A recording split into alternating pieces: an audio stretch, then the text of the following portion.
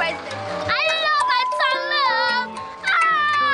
Yes, Mr. President, we love you so much no matter how far you go, Mr. President.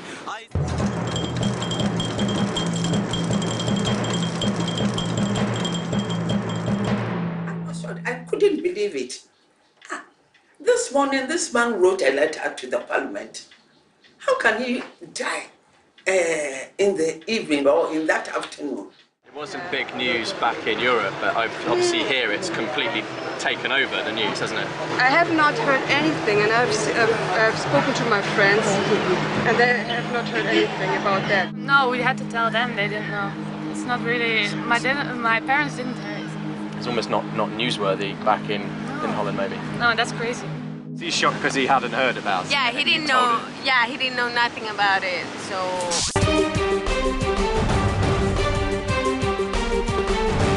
John Evans at Tamils has passed on.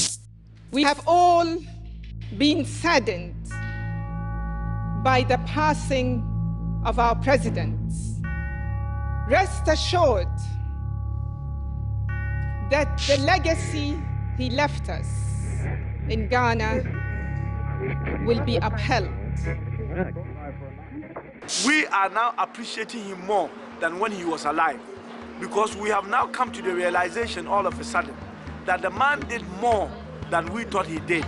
Professor Tamils, as a president, has had a lot of impact on this country. In his tenure of office, his main concern was on education, health and comfortable life, roads and potable water. He helped build many schools in Ghana.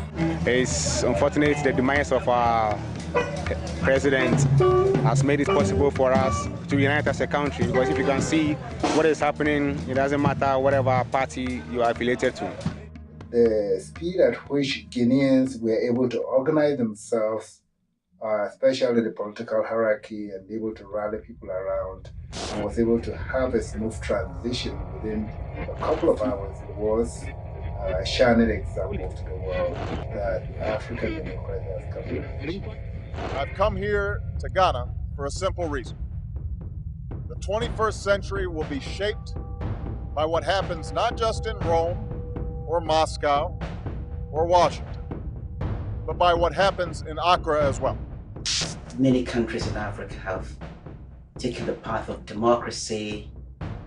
They've had peaceful changes of government, and Ghana is one of them. You know, Ghana since 1992 has had peaceful changes of government. You know, Ghana is one of the fastest growing economies in the world. Ghana is doing very well. And all over the world when you go, I mean, President of the United States, President Obama visited here not too long ago. So we are actually on the international map. When the world talks about 7 of the 10 fastest growing economies in the world, Ghana is mentioned in there. Where is that growth? Well, let me say that Ghana has been lucky because over the years, we've attempted to lay a solid foundation for rapid economic growth. I believe that now we are at the takeoff stage, and I'm not surprised that the economy is growing so fast.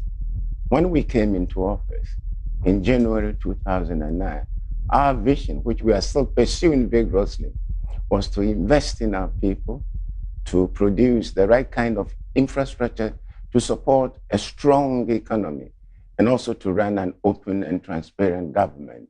He started off as a commissioner of the Internal Revenue Service, became vice president, lost 3 elections, won 1, and died still whilst in office. The international community, Ghana was on the radar in terms of the international community because there's oil there, it seemed to be doing well. And at that time, just before that, the economy of Ghana, the Ghanaian economy was growing very fast. People know we exist. We are one of the largest producing, gold producing countries in the world. We are the 2nd largest cocoa producer in the world. We have discovered oil. Last year or the year before, our GDP was one of the best in the world. So people know us that we exist. Believes that a country cannot develop without peace. And of course, if you need resources to develop a country, then peace is one of those resources. We never forget you, Mr. President. We never ever forget your peace you have brought us and harmony you give us. We will continue doing your work. Important to emerge from the control of other nations. It is even more important to build one's own nation. The late president's demise did not make international, in the headlines of the international news media, because he was doing something good in Africa. He's not somebody who is flamboyant. He's not one of the dictators in Africa. If he was one of the dictators in Africa, I'm sure the whole world would have known, because the world tends to focus on the bad things about Africa and not the good things. I think that there's often a patronization going on. I mean, you know, the shots of emaciated kids or you know, people with water bottles on their head walking down roads. I mean, those kind of tropes are often used and repurposed in storytelling. There was nothing, you know, stereotyping. There was nothing outrageous to report, and therefore, that is probably what made Western media not to become interested in what was going on in Ghana. It wasn't, you know, probably a coup d'etat with, you know, people dying on the street. Well, you could find sick people, and you could find poor people, and you could find corrupt people in any town, anywhere. There may be more of that in some parts of Africa, but there's also a lot of really progressive things going on, some really creative solutions going on. I think those are the kinds of stories that often don't get attention, because there's a sense that I think there's a sense that editors have often that people don't care about that. Media organizations in Canada represent the African story in a rather one-sided way. How not to write about Africa. Always use the word Africa or darkness or safari in your title. This is our country, man. We love it, man. Have a good day. But even on the beach, men in arms are never far away in Mogadishu.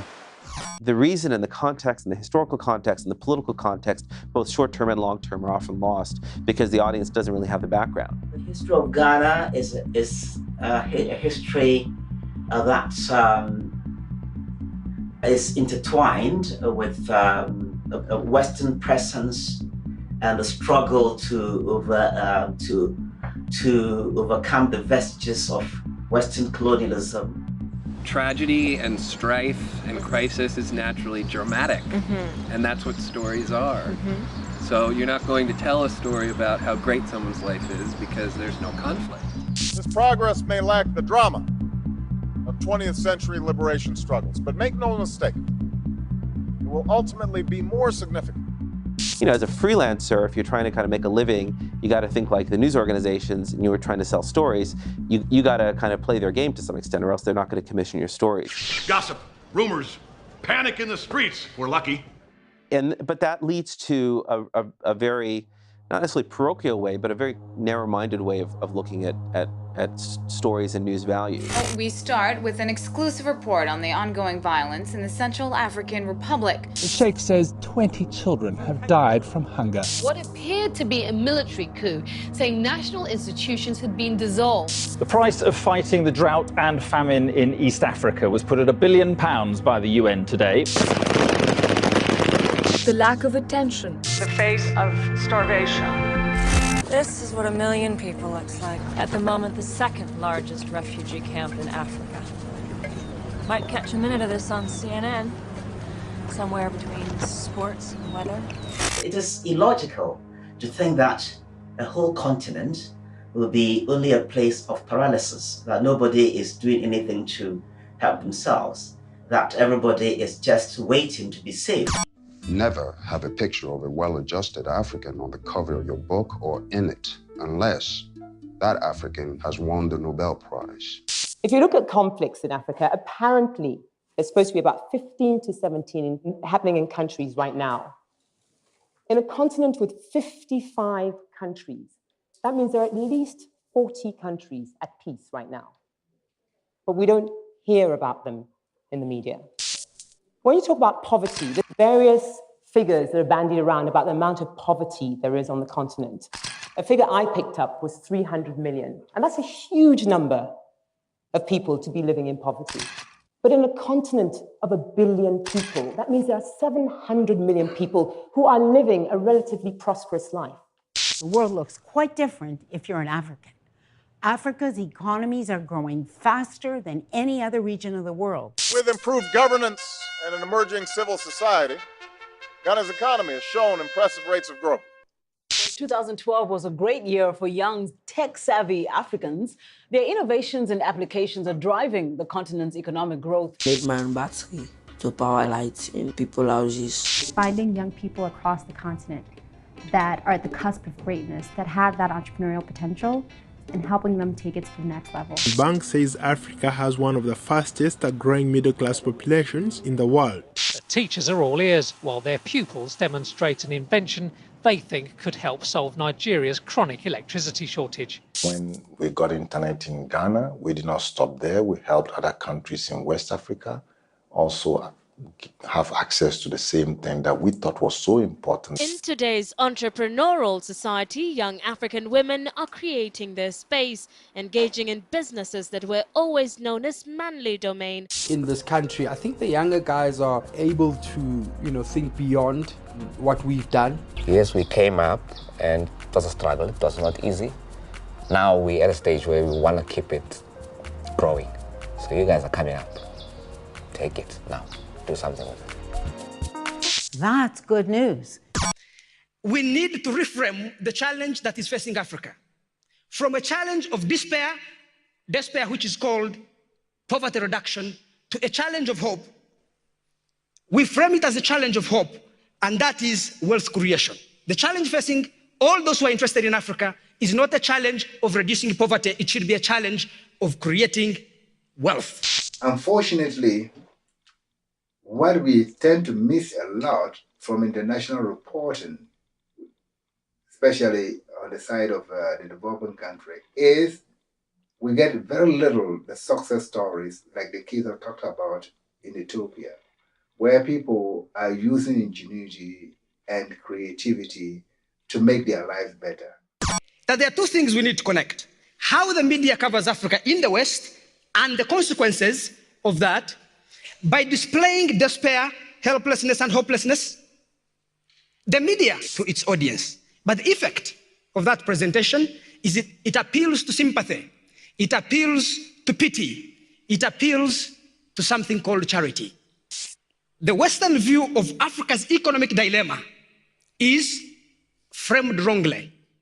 Aid is a bargaining chip. You see, it is not a free lunch. We have been going to the World Bank, the IMF, for monies to get us out of poverty since independence, and we are still poor. While we agree that they have a role to play, it is also important to point out that if these foreign institutions instill in the old model of where they think that they can use aid as a mechanism of control, then personally I think aid is not going to do very much in terms of bringing development to the continent. Africa has immense opportunities that never navigate through the web of despair and helplessness that the Western media largely presents to its audience. Shout it! Spread the word! The Revolutionary United Front is coming! Truth is, Kony abducts kids just like Gavin.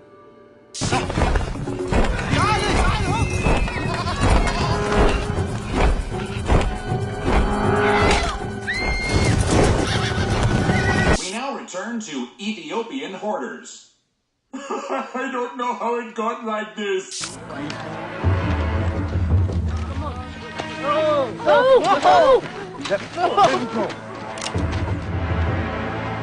Kill him. Shoot him, now. Egyptians are going to Africa. Yay! What is it, Nagongo? Evil is coming. What shall we do, Nagongo? You are Nagongo now. It's important for both the activists and the journalists to find ways to make those stories important and compelling. They simply recycle the same old story that Africa is a backward, primitive continent and people who need to be salvaged or saved by, a merciful, benign, caring West. Africa is to be pitied, worshipped or dominated. Whichever angle you take, be sure to leave the strong impression that without your intervention and your important book, Africa is doomed. It's a challenging thing to do in your own community with your own language. You start adding new languages and new communities, and there's often preconceived ideas that the audience has going in. In spite of the fact that some of the NGOs are well-meaning, they still see themselves as modern-day, saviors. The challenge facing all those who are interested in Africa is not a challenge of reducing poverty. It should be a challenge of creating wealth. Once we change those two things, if you say the Africans are poor and they need poverty reduction, you have the international cartel of good intentions moving onto the continent with what? See this little girl? She had 10 minutes to live 20 years ago.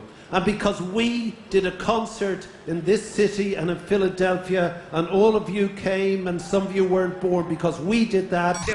The wrong framing is a product of thinking that Africa is a place of despair. What should we do with it? We should give food to the hungry. We should deliver medicines to those who are ill.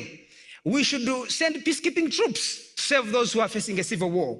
And in the process, Africa has been stripped of self-initiative. You must always include the starving African who wanders the refugee camp nearly naked and waits for the benevolence of the West. She can have no past, no history. Such diversions ruin the dramatic moment.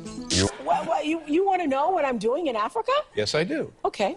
I am building a leadership academy for girls, and that will be the best thing anybody has ever seen for girls' education in South Africa.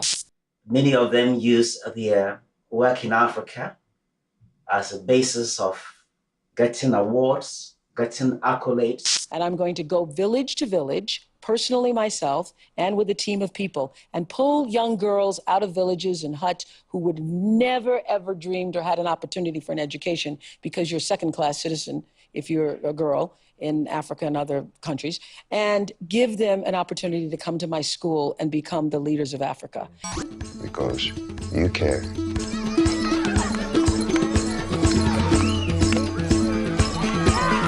I think if the news reporting or news items from the developing countries filtering into the developed countries tend to be that of stereotyping, then we will continue to have that problem.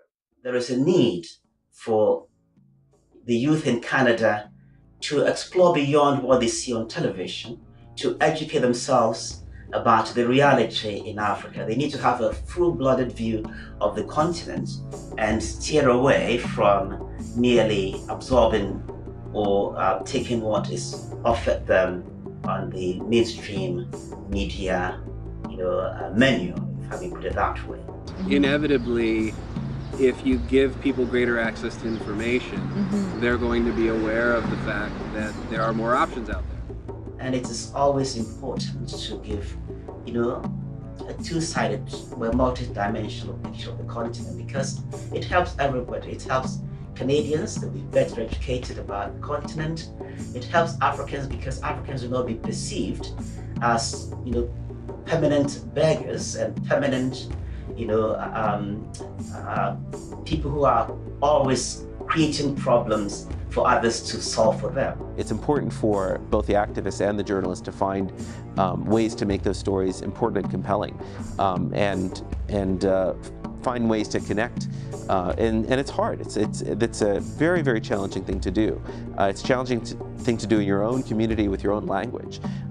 You start adding new languages and new communities, and there's often preconceived ideas that the audience has going in, if you're doing a story about human rights abuse in Africa, that they may have gotten from previous journalism or from movies or books. So it's a huge battle that you have to wage as a journalist to try to cut through all of that. Remember, any work you submit in which people look filthy and miserable will be referred to as the real Africa. Animals, on the other hand, must be treated as well-rounded, complex characters. They speak or grunt while tossing their manes proudly and have names, ambitions, and desires. Never, ever say anything negative about an elephant or a gorilla. But as I'm telling you, there's going to be a legacy for the president. And as we continue to mourn the president and have their legacy, I'm sure the international community will eventually get to know what President Mills did for us. And gradually, we will be able to show the importance and the good things that President Mills did for us as a country, and that we will greatly miss him. The self-perception of Ghanaian people, as you know, Ghana was fortunate to be the first, Black African nation south of the Sahara to be independent. And so that is as a small country, if you compare to Nigeria and Kenya and South Africa and so forth, some other countries, but yet that distinction has made Ghanaians unique. So from my point of view, I think it's made Ghanaians carry this burden that we have to sort of exemplify ourselves.